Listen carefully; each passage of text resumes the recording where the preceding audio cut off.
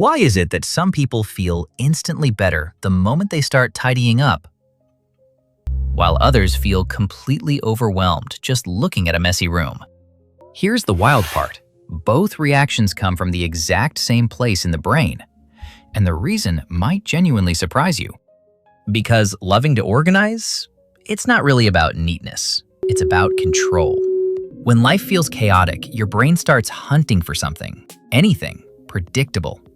So organizing becomes a way to create order on the outside when things feel messy on the inside.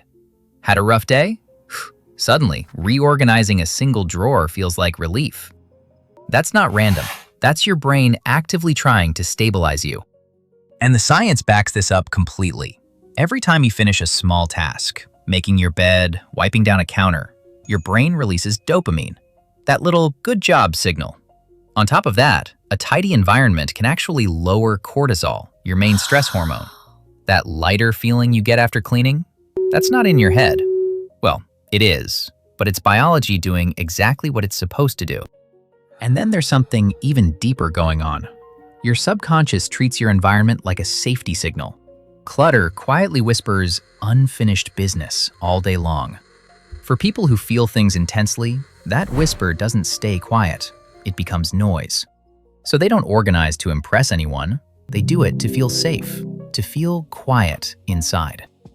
For others, organizing is self-expression. The home becomes a canvas. The way books are arranged, how plants are placed, the flow of a room, it's art through space. And for a lot of people, the rhythm of sorting or sweeping becomes its own kind of meditation. It grounds them without ever needing to sit still. Now here's the part that really gets people. Organizing is often about letting go. Every item you release, old clothes, broken gadgets, gifts you never used, is a tiny moment of saying, I don't need this part of me anymore.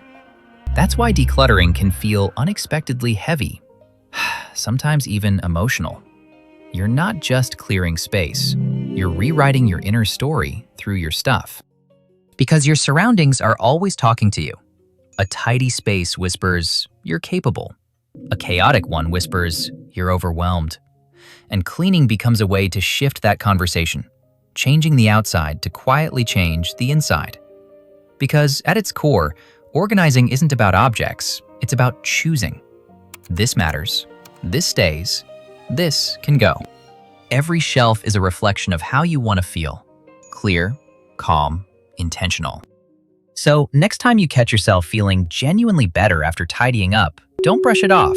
That's self-care happening in real time. Body, mind, and soul actually lining up. Peace isn't something you stumble across. It's something you build, one small task at a time. Are you like this too? Drop a comment. I'd love to know what organizing actually does for you. And if this kind of thing fascinates you, subscribe. We break down everyday habits and explain the psychology behind them, simply and without the fluff.